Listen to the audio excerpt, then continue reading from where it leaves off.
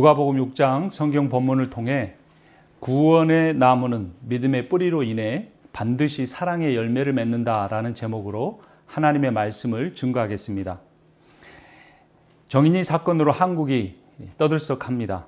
생후 16개월 된 입양아가 양어머니의 폭행과 학대 그리고 양아버지의 방치에 의해 사망한 사건입니다.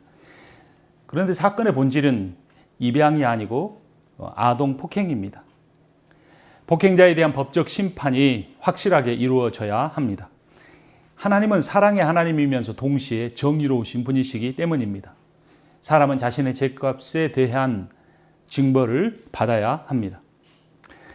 이런 일들이 개인에 대한 비난으로 끝나지 않아야 합니다. 이런 비극적 사건이 일어나지 않도록 법적 제도와 방지 제도가 만들어져야 합니다. 아동에 대한 범죄에 대해 감정적으로 반응하고 쉽게 잊혀져서는 안 됩니다. 한국 사회에 그런 일들이 참 많습니다. 어떤 문제가 생기면 그 문제를 만든 개인에 대해서만 비판하지 사회 구조를 바꾸려는 장기적인 노력이 잘 되지 않고 있습니다. 더 우리의 마음을 아프게 하는 것은 정인이를 사망하게 한 그 양부모가 크리스천이라는 사실입니다. 그리고 그 양부모 역시 크리스천 가정에서 자랐다는 사실입니다. 교회 교육과 믿는 가정의 신앙 교육에 대해서 다시 한번 돌아보는 계기가 되어야 합니다. 교회가 신앙생활에서 하나님 사랑을 많이 강조합니다. 그런데 문제는 그 하나님의 사랑을 종교적인 행위나 예배 또는 교회 봉사로 제한시키는 데 있습니다. 종교 행위에 대해서는 예배를 강조합니다. 예배에 있어서는 설교를 강조합니다. 그래서 한국 그리스도인들이 말씀을 많이 아는 것에 대해서 강조하고 그것을 자랑스러워합니다. 그런데 문제는 아는 만큼 실천하지 않는다는 것입니다. 본문 46절 말씀 보겠습니다. 누가복음 6장 46절입니다. 어찌하여 너희는 나더러 주님 주님 하면서도 내가 말하는 것을 행하지 않느냐? 라고 말씀하십니다. 하나님의 사랑을 강조하는 것은 좋습니다. 그런데 이웃 사랑이 없는 하나님 사랑은 거짓입니다. 가정과 사회를 돌아보지 않으면서 교회 봉사만 하는 것은 위선적 신앙입니다. 배고픈 제자들이 안식일에 밀을 뜯어 먹었다고 안식일 규례로 비판하는 바리새인들이 대표적입니다. 알미, 사랑이 되지 못하면 정죄가 되어서 나옵니다. 37절 말씀입니다. 남을 심판하지 말아라. 그리하면 하나님께서도 너희를 심판하실 것이다. 남을 정죄하지 말아라. 그리하면 하나님께서도 너희를 정죄하지 않으실 것이다. 남을 용서하여라. 그러면 하나님께서도 너희를 용서하실 것이다. 신앙생활이 종교생활이 되지 않으려면 어떻게 해야 할까요? 38절이 그 비결을 가르쳐 줍니다. 남에게 주어라. 그리하면 하나님께서도 너희에게 주실 것이요. 되를 누르고 흔들어서 넘치도록 후하게 되어서 너희 품에 안겨주실 것이다. 예수님이 하신 말씀입니다. 예수님은 실제로 어떻게 하셨을까요? 18절을 보면 그들은 예수의 말씀도 듣고 또 자기들이 병도 고치고자 하여 몰려온 사람들이다. 악한 귀신에게 고통을 당하던 사람들은 고침을 받았다라고 합니다. 예수의 섬김은 밤늦게까지 이어졌습니다. 예수는 예배보다는 치유를, 성경 공부보다는 말씀의 실천을 강조하시고 실행하셨습니다. 마가복음 1장 32절을 보면 해가 져서 날이 저물 때에 사람들이 모든 병자와 귀신 들린 사람을 예수께 데리고 왔다. 신앙생활을 하나님 사랑으로만 제한해서는 안 됩니다. 하나님 사랑을 예배로 제한해서는 안 됩니다. 예배를 설교 듣는 것으로 제한해서는 안 됩니다. 내가 알고 배운 것을 들은 대로 실천해야 합니다. 이웃을 사랑하십시오. 특별히 약자들을 돌보십시오. 연약하고 가난한 아이들을 불쌍히 여기십시오. 하나님 사랑을 교회 봉사로 제한하지 않아야 합니다. 그렇게 하면 하나님을 사랑할수록 세상 섬김으로부터 점점점 멀어져 갑니다. 하나님은 여러분을 사랑하십니다. 우리도 하나님을 사랑합니다. 그런데 문제는 사람을 사랑하는 것이 쉽지 않다는 사실입니다. 어떻게 하면 사랑할 수 있을까요? 문제는 주님께서 원수까지도 사랑하라고 명령하신 것입니다. 불가능한 일입니다. 원수를 사랑할 수 있다면 왜 사랑하라고 명령하시겠습니까? 그럴 수 없기 때문에 사랑하라고 명령하셨습니다. 그럼 그 이유는 단지 우리에게 할 수 없다는 자괴감을 주시는 것일까요? 아닙니다. 할 수 있게 하기 위해서 명령하셨습니다. 그러면 원수를 사랑하는 비결이 무엇인지 알아야 할 것입니다. 그것은 내가 하나님의 원수였다는 사실을 깨달을 때 이루어집니다. 내가 어떤 존재인지를 먼저 알아야 합니다. 하나님의 원수입니다. 인생 살면서 가장 어려운 것이 무엇입니까? 열등감입니다. 자괴감입니다. 내가 죄인이라는 사실입니다. 그것을 인정하기가 너무나 힘듭니다. 죄인 중에서도 죄인이라는 사실, 사도 바울은 그래서 자신을 죄인 중에 괴수라고 했습니다. 아무리 노력해도 되지 않는, 변화되지 않는 나 자신의 모습을 보면서 우리는 괴로워할 수밖에 없습니다. 구원이 내 안으로부터 나오지 않는다는 사실을 인정하는 것은 너무나 고통스러운 일입니다. 그러나 이것이 나입니다. 이것이 인간의 본질입니다. 내가 누군지 깨달을 때 하나님의 은혜가 은혜답게 느껴지기 때문입니다. 우리는 사랑을 받을 자격이 없는 사람입니다. 이런 나를 위해서 주님이 죽어주셨습니다. 이것이 복음입니다. 복음학교에 김용희 선교사님이 늘 하시던 말씀이 있습니다. 중학교도 제대로 나오지 못한 나를 하나님이 사랑하셨다. 망한 술집 집안의 아들인 나를 위해 예수 그리스도께서 죽어주셨다. 단 한 번도 들어보지 못한 나를 사랑하신다는 그 말씀, 하나님이 나를 위해 죽으셨다는 그 복음을 김용희 선교사님이 들었습니다. 그리고 그 이후로부터 복음을 위해 자신의 생명을 바치는 헌신적인 삶을 살게 되었습니다.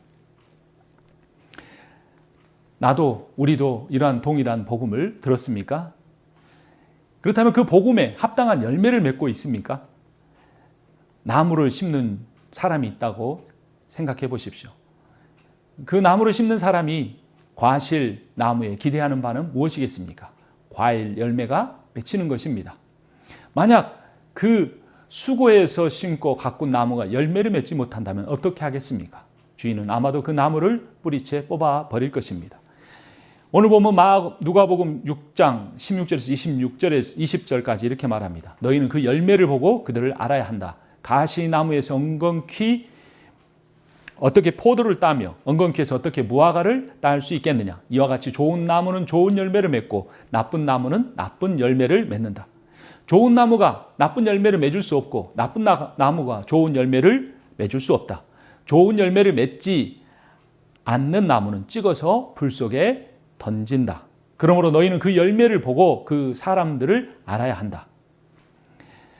이 열매의 신앙이 중요합니다. 구원의 나무는 믿음의 뿌리로 인해 반드시 사랑의 열매를 맺습니다. 열매를 맺지 못한다면 내 신앙의 뿌리가 잘못된 것임을 깨달아야 합니다. 구체적으로 44절, 45절이 이 비유를 설명합니다.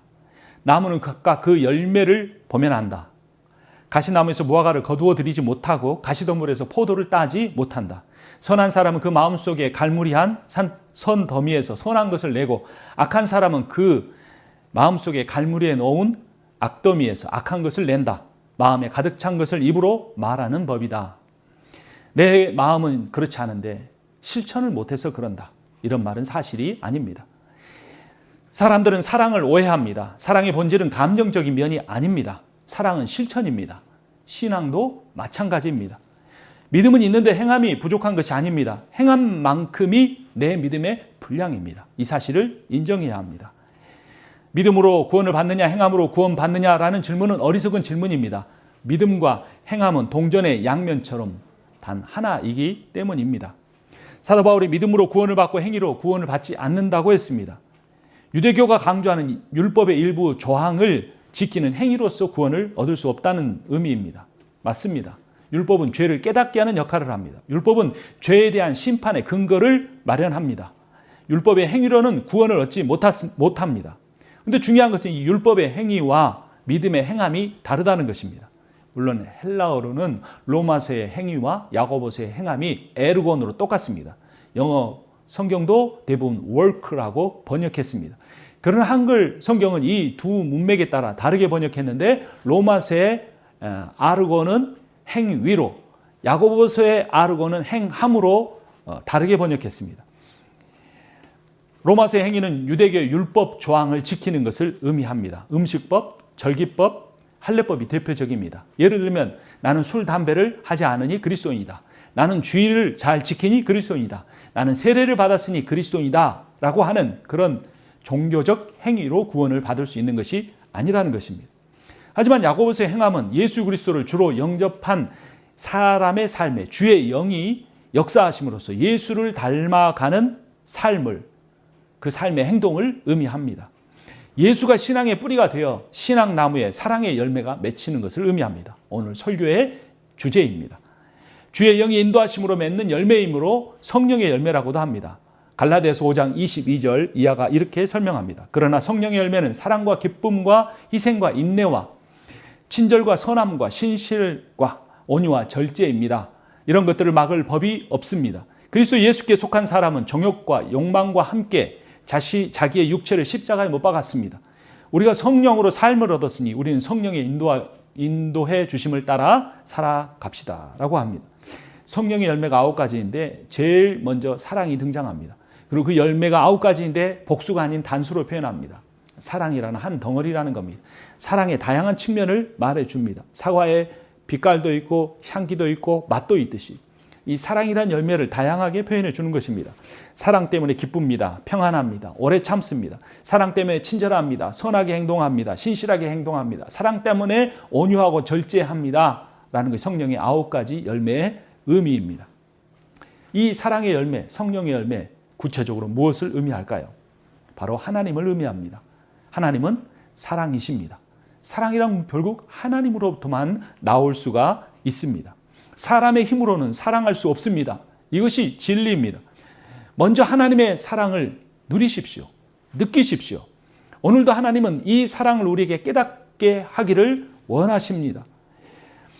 하나님은 여러분을 사랑하십니다. 하나님은 여러분을 보배롭고 존귀하게 여기십니다. 하나님은 여러분에게 사명을 주시고 여러분을 통하여 그 사명을 이루게 하시며 영광의 면류관을 주시기 원하십니다. 이 사실이 복음입니다. 진리입니다. 하나님을 주로 영접한 사람은 그분의 사랑을 받습니다. 그분의 사랑을 사모하여 그 사랑을 받은 사람은 그 사람도 다른 사람을 사랑하게 됩니다. 이것이 복음입니다. 하나님만 아니라 사람도 사랑할 수 있게 됩니다. 그러므로 사람을 사랑하지 않는 사람의 하나님에 대한 사랑은 가짜입니다. 하나님을 사랑하고 그 하나님의 사랑을 누리는 사람은 사랑할 수 있습니다. 하나님을 1000번, 10,000번 부르는 것보다 한 번 이웃에게 사랑을 실천하는 것을 하나님이 원하십니다. 46절입니다. 어찌하여 너희는 주님, 주님 나더러 하면서도 내가 말하는 것을 행하지 않느냐. 주님께서 말씀하셨는데 우리가 실천하지 않고 있는 것이 무엇일까요? 27절, 28절입니다. 그러나 내 말을 듣고 있는 너희에게 내가 말한다. 너희의 원수를 사랑하여라. 너희를 미워하는 사람들에게 잘해주고 너희를 저주하는 사람들을 축복하고 너희를 모욕하는 사람들을 위하여 기도하여라. 이것이 가능한 일입니까? 아닙니다. 불가능합니다. 원수는커녕 가족도 제대로 사랑할 수 없습니다. 그런데 왜 주님은 불가능한 일을 하라고 명령하실까요? 불가능한 이 사랑의 계명을 위해 노력하는 사람들이 많습니다. 대단합니다. 일주일에 한 번씩 장애우를 돌보는 봉사를 하는 사람들이 있습니다. 한 달에 한 번씩 홈리스를 서빙하는 그런 사람들도 있습니다. 매일 길가에 나가 전도하는 사람들도 있습니다. 그런데 그들이 원수도 사랑할 수 있을까요? 원수란 아무에게나 사용하는 그러한 표현이 아닙니다. 나에게 한 1억 원쯤 사기를 친 사람, 그런 사람이 원수입니다. 술을 마시고 운전하다가 사고를 내서 나를 장애인으로 만든 사람, 그런 사람이 원수일 겁니다. 학창시절 나를 따돌리고 괴롭히고 돈을 뜯었던 그런 친구가 있다면 원수일 것입니다. 그런 원수를 사랑하는 일이 가능할까요? 불가능한 일입니다. 이 불가능한 일을 하라고 말씀하시고 이 불가능한 일을 행하는 그 사랑의 열매를 맺지 못하면 우리를 나무에서 잘라 불에 태워버리신다고 말씀하시니 참 의아한 일입니다. 성경은 모순으로 가득 차 있습니다. 성경은 도저히 인간으로서 감당할 수 없는 명령으로 차 있습니다. 그래서 사람들이 성경을 잘 읽지 않습니다. 성경을 읽어도 그저 문법적으로 내용을 암기하는 수준에서 멈추고 있습니다. 성경은 우리에게 불가능한 일을 명령하고 있다는 사실에 우리는 서야 하고 우리는 그 명령 앞에 좌절감을 느껴야 합니다. 원수를 사랑하려고 노력했는데 그가 더 밉고 그를 죽이고 싶으면, 용서할 수 없으면 크게 절망할 수밖에 없습니다. 율법은 원수를 사랑하지 못하는 자신을 발견하게 만듭니다. 우리의 위선을 벗깁니다. 우리의 교만을 드러내게 합니다. 내 눈 안에 들보가, 기둥이 있다는 사실을 깨닫게 하는 것입니다. 자신 안에 눈에 들보를 깨닫는 사람은 더 이상 다른 사람의 눈 안에 있는 티에 대해서 말하지 않습니다. 내 눈 안에만 더 큰 것이 있는 것이 아니라 내 눈 안에 있는 것이 더 크게 보이기 때문입니다. 나만 잘못하는 것이 아니라 다른 사람이 하는 그 마음속의 악함은 우리가 뚫어보지 못하지만 내 마음속에 있는 악함은 볼 수 있기 때문에 자신의 악이 더 크게 보이는 것이 정상입니다. 그래서 이 원수 사랑의 명령이 우리에게 주는 교훈은 바로 겸손입니다. 예수의 인격이 겸손입니다. 원수 사랑의 명령이 주는 또 다른 효과는 하나님 사랑을 깨닫는 것입니다. 하나님이 왜 하나님이실까요? 그분이 천지 만물을 지으신 전능하신 하나님이시기 때문에 그렇습니까? 맞습니다. 그러나 하나님을 더욱더 하나님답게 하는 것이 있습니다. 인간은 도저히 원수를 사랑할 수 없지만 하나님은 원수인 나를 사랑하신다는 겁니다. 부패하고 무능하고 어리석고 수없이 불순종한 나를 하나님이 자신의 목숨보다 더 사랑하십니다. 이것이 복음입니다. 이것이 진리입니다. 이것이 예수 그리스도가 이 땅에 오신 목적입니다.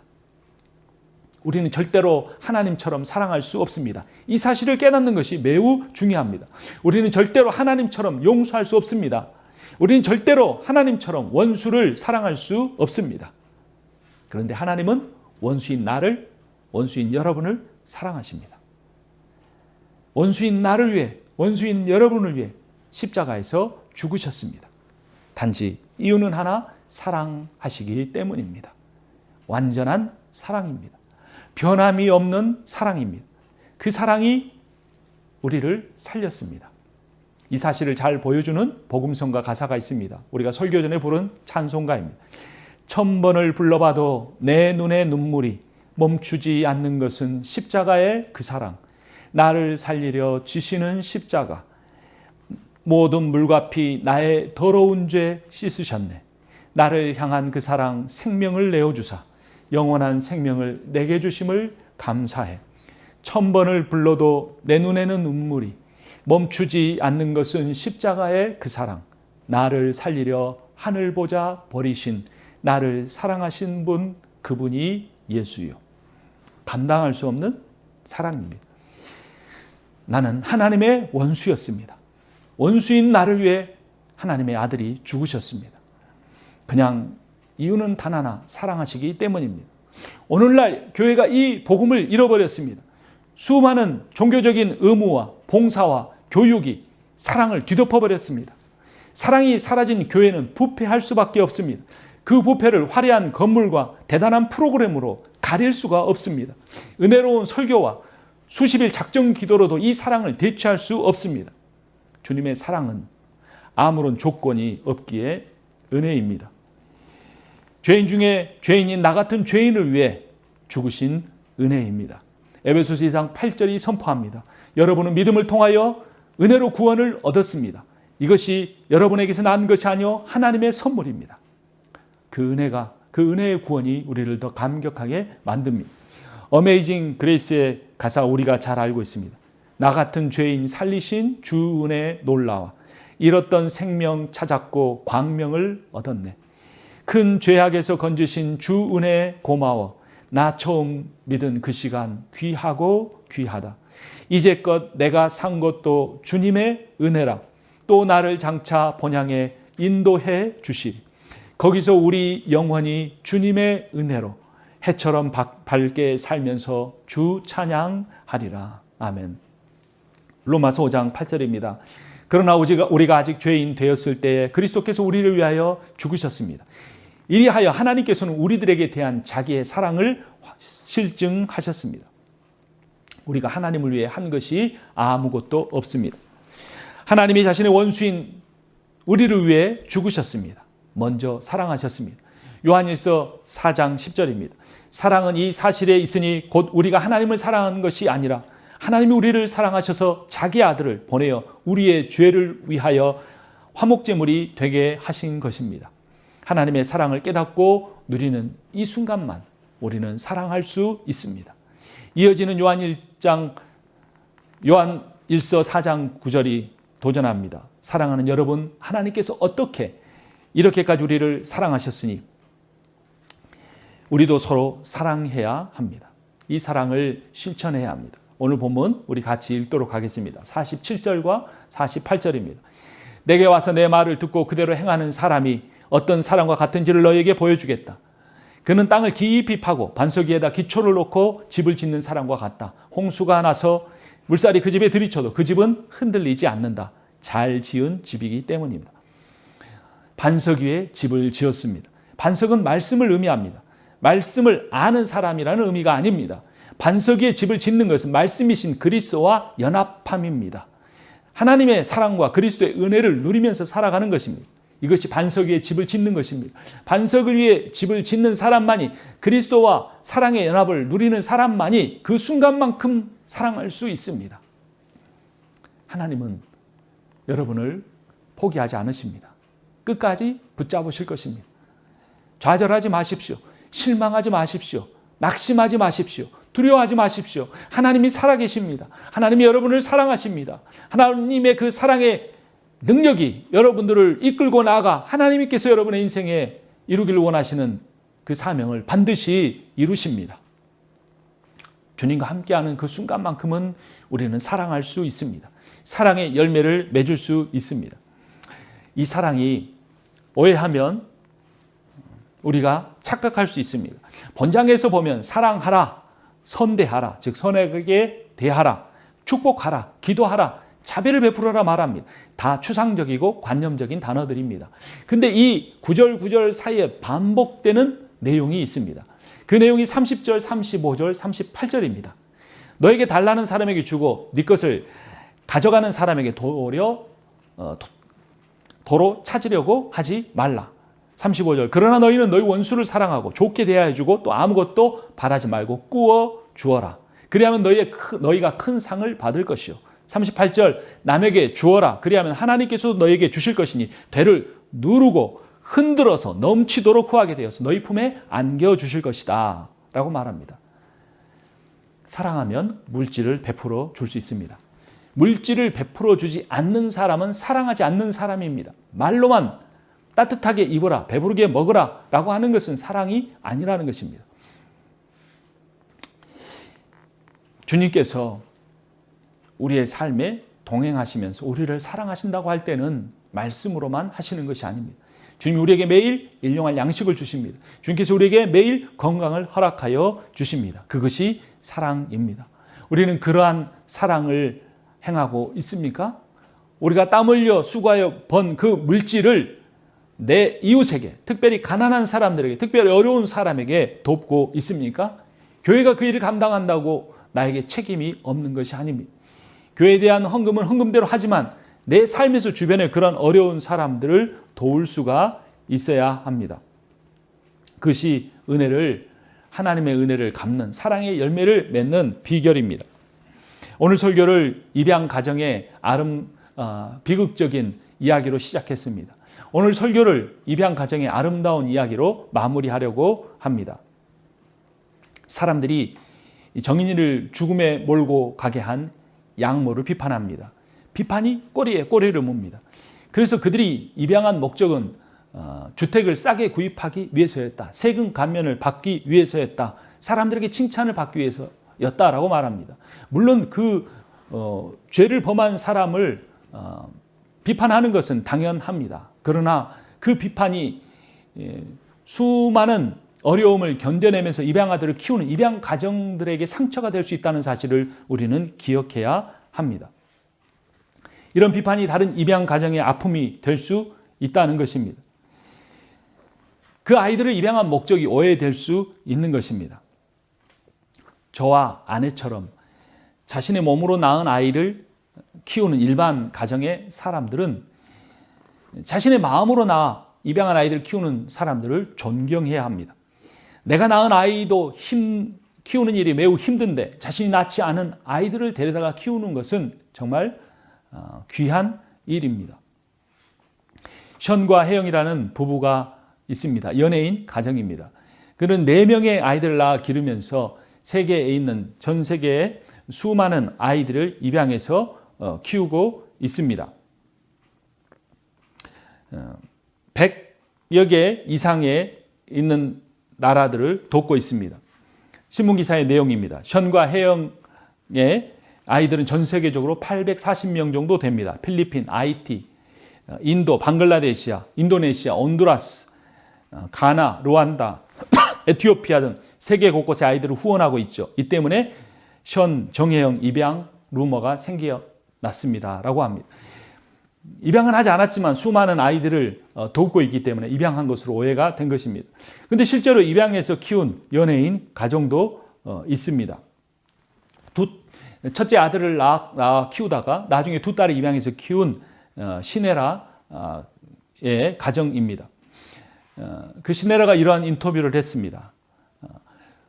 입양의 문제가 아니라 부모가 자격이 있는지 준비가 돼 있는지 문제이다. 친생 부모이든 입양 부모이든 혼자서만 아이를 키우는 것이 맞지 않다. 아이에게 나쁜 얘기를 하는 것, 쉽게 손찌검하는 것도 학대가 될 수 있다. 1-2주가 지나면 또 이런 사건을 잊어버릴까 두렵다. 또 다른 정인이가 만들어줄 수 있다. 신고가 들어왔을 때 끝까지 추적할 수 있도록 제도를 잘 만드는 것이 중요하다. 아동학대 이슈에 대해 지속적인 관심이 필요하다는 것입니다. 시네라가 입양해서 키운 2딸 중에 한 딸이 이런 말을 했습니다. 엄마, 날 입양해줘서 너무 고맙고 가끔은 엄마한테서 태어났어도 좋겠다는 생각이 들었지만 이제는 상관없어. 엄마를 제일 사랑하고 엄마가 우리 엄마여서 좋고 우리 가족에 내가 입양돼서 너무 좋아. 내가 입양이 안 됐다면 어디서 어떻게 크고 있을지 이건 기적이야.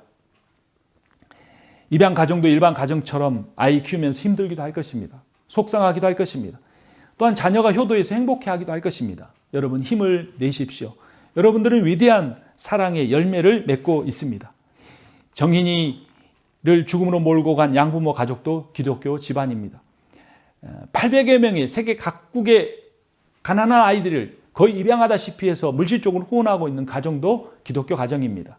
2딸을 입양해서 잘 키우고 있는 가정도 기독교 가정입니다. 하나님을 믿고 있는 믿음의 가정들이 우리는 어떤 가정이 될 것입니까? 입양해서 키우고 있는 분들을 더욱더 힘과 용기를 가지고 그 일을 잘 해나가시기를 기원합니다. 자신의 아이를 낳아서 기르고 있는 부모들도 힘을 내시고 우리가 크리스찬 부모로서 아이들이 정말 내 부모와 같은 신앙을 갖고 싶다고 느끼게끔 만들어줘야 합니다. 그것은 성경을 읽어라, 기도해라, 주의를 빠지지 말아라라고 아이들을 신앙의 관습으로 아이들을 얽어매는 것이 아닙니다. 사랑을 보여주는 것입니다. 아이들을 존중하는 것입니다. 아이들의 그 형상 안에 있는 하나님의 모습을 존귀하게 여겨주며 그 아이들의 자존감을 키워주는 것입니다. 그래서 아이들이 부모를 통하여 하나님의 사랑을 느낄 수 있도록 해줘야 합니다. 내 몸으로 낳은 아이든 입양해서 낳은 아이든 우리는 사랑의 열매를 맺어야 합니다. 우리의 삶이 어떻게 되어야 하겠습니까?